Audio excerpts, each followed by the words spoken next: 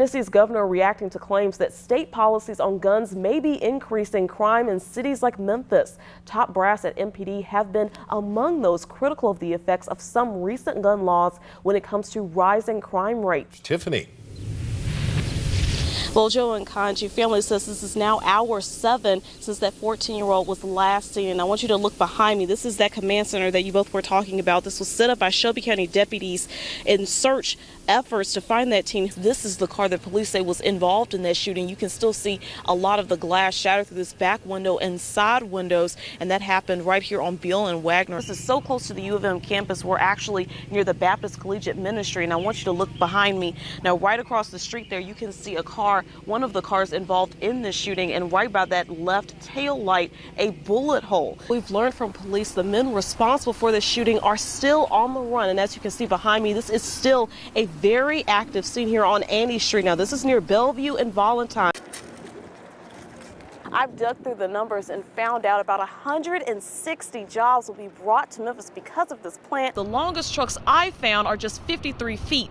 That means the FedEx trailers, in theory, would stop right about here. The principal here at Humes Preparatory Academy says he wants his students to use dedication to cut their way through any challenge. And I have the box of hair to prove it. We were the first on the scene to this train derailment in Crenshaw. I spoke with first responders and train company officials on exactly what happened here, and residents tell me they even felt the crash from their homes. Altogether, these teams have brought more than 300 gifts to the school. That's almost the entire population here. Police say this is the wooded area where they found the gun, but take a look at this. Just a walk away, you can see Manassas High School right in the background there, and we found out this is just a couple of minutes from where Cooper lives. Local business owners I've spoken with say these crowds are bringing in the green to Cooper Young, and they're not just talking about shamrocks.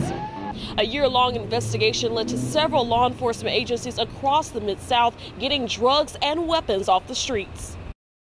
Once she said her goals on accomplishes something, she tried to make sure that that was met. Anderson Booth says his wife Lisa Booth, who was the principal at Green Hill Elementary, died suddenly after complications from a foot injury. I had just actually talked to her about an hour before on the phone, and we said, "I love you," and the next time I talked to her, the hospital answered, so it was very unexpected. So he wanted to finish the project she left behind, a new playground for the school. She loved her babies, as she called the students at Green Hill. To continue that project, her husband started a GoFundMe. It's already raised more than $2,000, and the school district is stepping in too. The board has committed approximately $40,000 for the playground. So the funds from the GoFundMe will go towards additional playground equipment. Construction is expected to start in the fall. Students say they're looking forward to having a part of their inspiring principal still with them. We loved her, and we needed a new playground. We're doing this for Miss Booth, and I want to make it a B school for her. Booth said he's ready to see the hopes his wife had live on. She had so much to do with accomplishing it being completed. Makes me really happy. To find out how you can help, head to our website. That's WMCActionNews5.com. My baby's life was so much more important than a car.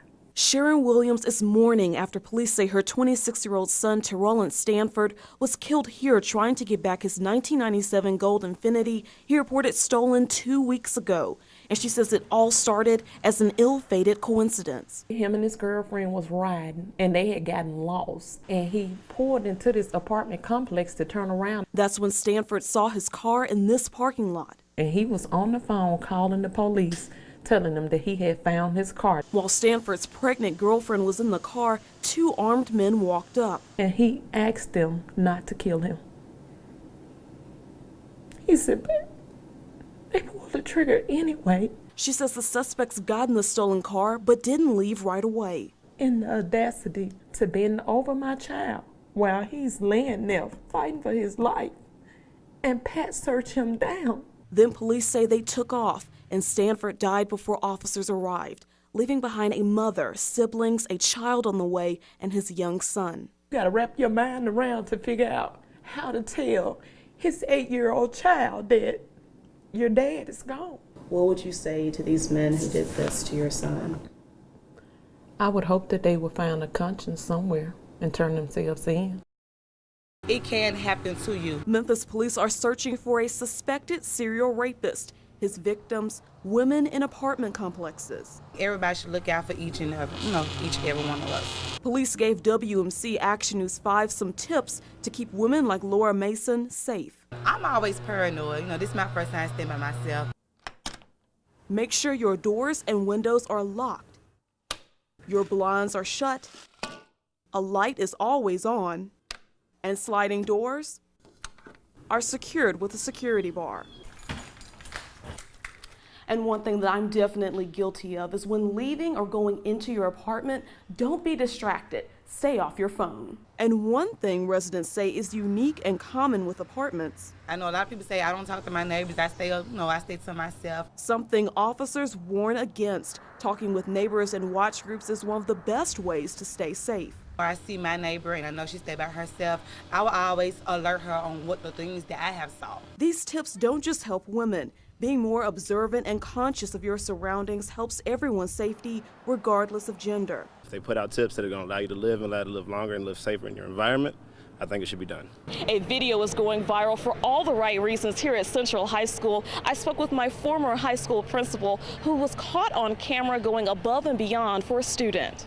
Truly loves these kids. This video shows Central High School's principal, Greg McCullough, literally getting his hands dirty to help a student with her car. That's why Tiffany Perkins says she had to take out her phone. And I just thought it was something amazing because you don't see that often. And she says apparently others think the same thing. This video's had more than 39,000 views and it keeps growing. It's a good thing. The man himself spoke to us on the unexpected internet fame. It was quite surprising. It's saying you never know who's watching you, but she needed some help and I happened to be the one there. And the student he was helping, Tatiana Phillips, says that's just the type of person her principal is. He makes you feel special. He builds a connection with you, and I just really appreciate that. Especially when this was the very first time Phillips drove to school, a milestone that was dampened by a battery problem. I think I can do that. I'm not the best car person, but we worked on it. McCullough says he's taking the attention in stride. I've always been one to be out and about. I don't like to sit in my office, and it's nice that someone notices that. Well, I'm just lucky to be here and get to serve these kids. And Perkins says they're lucky too.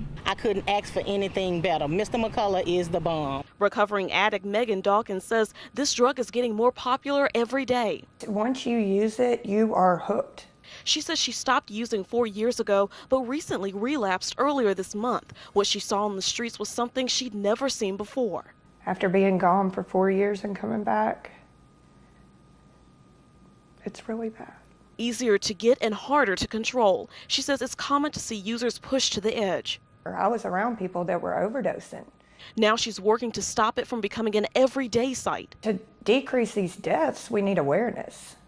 And we also need more access to Narcan. And DeSoto County Sheriff deputies say they're on it. Now deputies are carrying around opiate overdose kits with medication Narcan inside, which helps bring overdose victims back to consciousness and normal breathing. And away from the sirens, lawyer Melissa DeBar is setting up a support group to help when many need it the most. Just being overwhelmed with no resources. She says the group connects them with those resources, a move Dawkins says helped her in her own recovery.